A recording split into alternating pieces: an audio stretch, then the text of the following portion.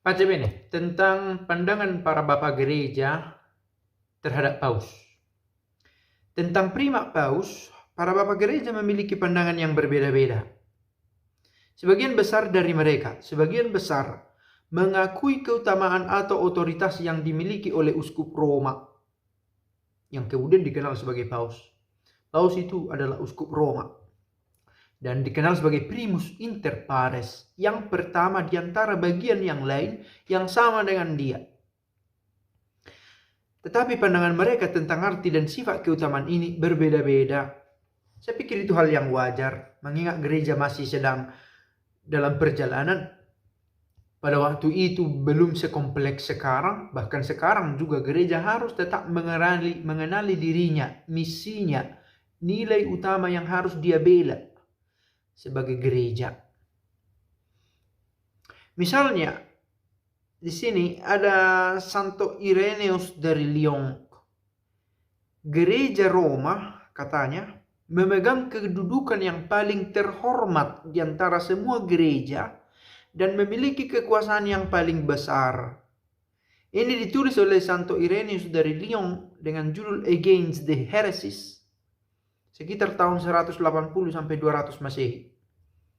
Ternyata ada kesaksian tentang ini, tentang paus, yang ditulis pada abad kedua menjelang abad ketiga. Ireneus memegang pandangan bahwa keutamaan uskup Roma didasarkan pada pewarisan dari Santo Petrus, salah satu murid Yesus dan pemimpin gereja yang pertama, pemimpin pertama dari gereja itu, yang dikenal sebagai batu karang. Santo Ireneus dari Lyon meneruskan apa yang ditulis dalam kitab suci, di mana kata Petrus sendiri berarti batu karang. Dalam bahasa Italia masih dipakai itu pietra. Ireneus berpendapat bahwa keutamaan ini memberikan otoritas kepada uskup Roma untuk menyelesaikan masalah-masalah gerejawi yang sulit. Ini dapat ditemukan dalam Against the Heresies. Menarik untuk saya apa yang dikatakan oleh Bapak De Kingadas di videonya. Harus dihindari Petrine Syndrome. Sindrom kecenderungan untuk mengakui secara berlebihan peran Petrus dan penggantinya. Hal-hal mengenai Petrus supaya jangan dibanggakan berlebihan. Namanya berlebihan itu tidak sehat. Maka kalau begitu, dan Paus Fransiskus sendiri mengatakan itu, saya pertama-tama adalah uskup Roma. Itu dikatakan. Mengatakan bahwa dia adalah seorang uskup. Yang di Palembang sana uskup, yang di Medan sana uskup. Sama-sama uskup. Tetapi di antara para uskup ini, ada seorang dari antara mereka yang memimpin rombongan para uskup ini. Memimpin gereja ini. Itulah paus. Begitu ya. Nah, tentang jangan sampai peran paus ini berlebihan, itu nanti kita temukan dalam penjelasan Bapak Gereja yang lain. Nah, Santo Hieronymus berkata begini. Semua uskup harus mengetahui bahwa mereka di bawah kekuasaan paus. Tetapi paus juga harus mengetahui bahwa ia di bawah kekuasaan Tuhan yang lebih tinggi dan akan memberikan pertanggungjawaban atas tindakannya. Santo Hieronymus menulisnya dalam Epistola 146 ad Evangelum, surat 146, yang ditulis pada sekitar tahun 414 dikatakan di sini. Dalam surat ini, Hieronymus memberikan nasihat kepada seorang uskup tentang kewajiban dan tanggung jawabnya sebagai pemimpin gereja. Ia menyatakan bahwa semua uskup harus mengakui kekuasaan paus.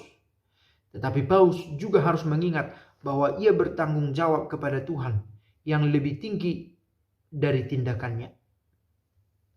Nah, kita lihat lagi kutipan dari Ambrosius. Kami tunduk pada uskup Roma. Ambrosius seorang uskup. Yaitu gereja yang menduduki kursi kebesaran dan kekuasaan yang tinggi. tetapi kekuasaannya bersifat spiritual, bukan seorang diktator sebagaimana biasa dikenal di pemerintahan duniawi. Ini ditulis oleh Ambrosius dari Milan dengan judul Epistola 63 surat 63 kepada Theodosius Augustus, Kaisar Theodosius. Ditulis sekitar tahun 388 abad keempat Masehi. Dalam surat ini Ambrosius memberikan nasihat kepada Theodosius tentang tindakan yang harus diambil dalam situasi tertentu. Ambrosius menyatakan bahwa gereja harus dihormati sebagai otoritas spiritual dan bahwa semua umat Kristen harus tunduk pada uskup Roma yang dianggap sebagai gereja yang menduduki kursi kebesaran dan kekuasaan yang tinggi. Nah, konsep tentang gereja pada waktu itu harus dipandang secara kontekstual. Tidak ada gereja-gereja tandingan yang mirip besarnya, begitulah. Dan tidak ada individu-individu yang secara merdeka, mantap mempopulerkan dirinya untuk membawa satu gereja yang baru, yang besar. Pembaruan-pembaruan ada, tetapi itu movimento, pergerakan-pergerakan yang dipandang sebagai penyesatan pada saat itu. Dalam arti dengan gampang menyebut itu sesat, begitu ya. Nah, ini ditemukan dalam salah satu surat Ambrosius kepada Theodosius, kaisar pada waktu itu. Agustinus juga menulis sesuatu. Paus harus mengikuti jejak Santo Petrus, tetapi ia tidak boleh menganggap dirinya sebagai pemilik gereja, tetapi sebagai pelayan seluruh umat Kristiani.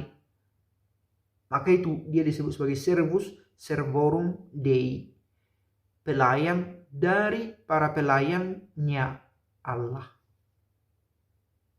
Ini dituliskan oleh Agustinus pada salah satu sermonnya, Sermon 131, on the solemnity of Saint Peter and Paul, dalam pesta hari raya Petrus Paulus. Dalam khotbah ini Agustinus memperingati kebesaran dan pentingnya Petrus dan Paulus sebagai pemimpin gereja awal dan juga mempertimbangkan peran Paus dalam menjalankan tugasnya sebagai pengganti Petrus. Itu dia. Gregorius, saya berkata dengan tegas bahwa siapa saja yang menganggap dirinya bukan di bawah kekuasaan Paus adalah orang yang terpisah dari gereja Katolik.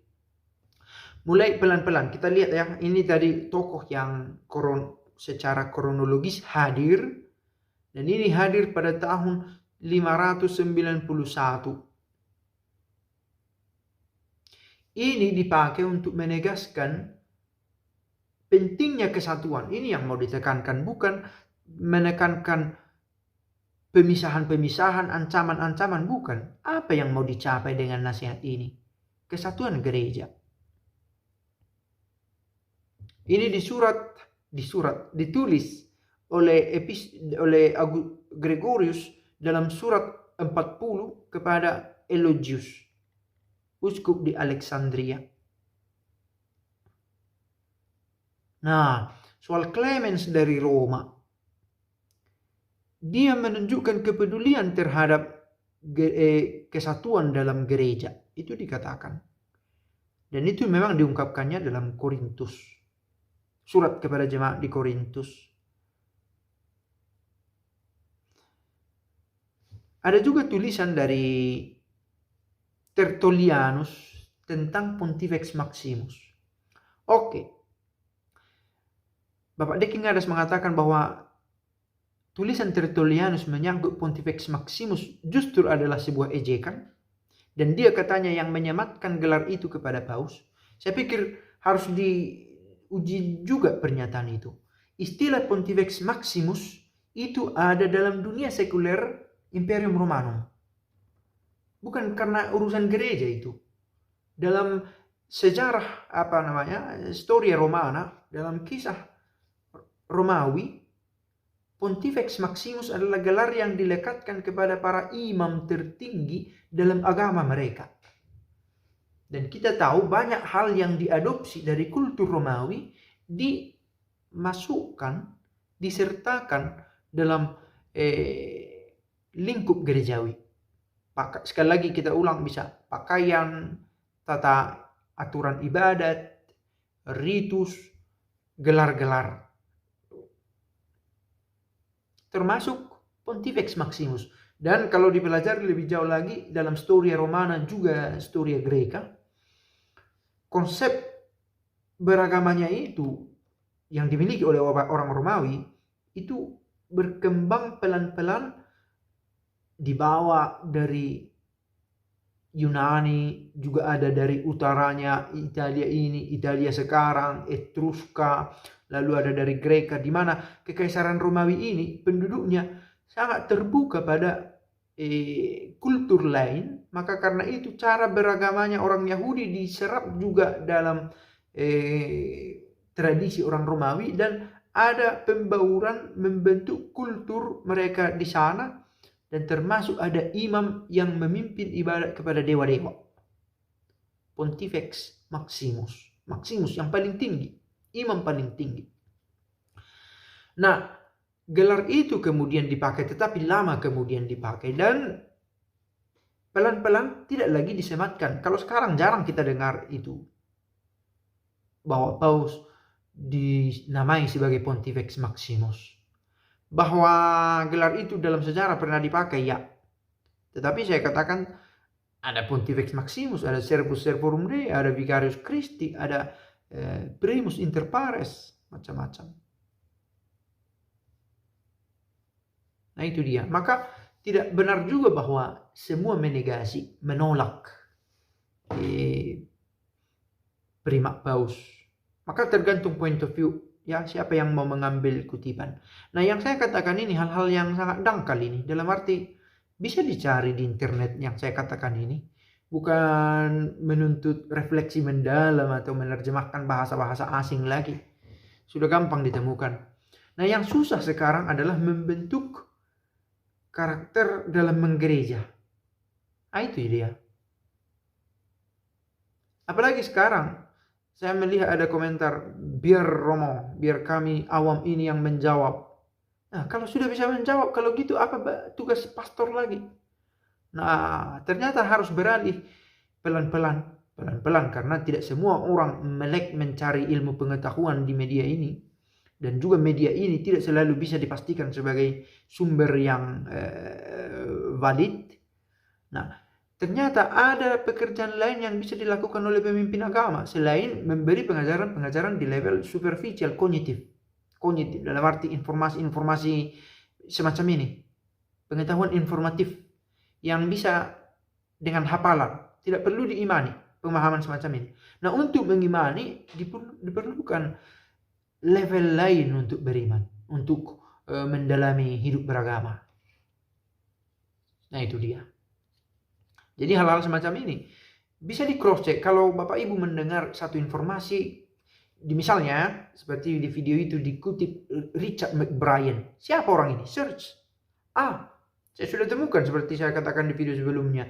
Dia seorang pengajar di Notre Dame. Dia student dulu di sini di Gregoriana, mengambil doktoratnya tentang teologi, dan tulisannya dicekal di Amerika Serikat. Dan setelah dicekal secara terang-terangan oleh KWI-nya Amerika Serikat, beberapa tulisannya di kolom-kolom media umum diturunkan, ditiadakan, karena dianggap membahayakan bagi kesatuan gereja. Nah yang terutama itu kesatuan gereja yang kita rawat. Bahwa ada konsep-konsep keliru, perbaiki dari dalam. Erasmus, contoh sosok besar di gereja Eropa ini, yang setia pada imannya, memperbaiki gereja dari dalam. Dia seorang cerdas, seorang filsuf, seorang pemikir, sastrawan, seorang cerdik cendekia, tetapi setia dalam gereja. Semoga Roh Kudus menguatkan kita untuk memiliki kesetiaan dalam gereja, memperbaiki dari dalam. Gereja kita yang caruk maruk ini di masa-masa tertentu, di periode-periode tertentu. Semoga gereja kita semakin satu. Pace bene.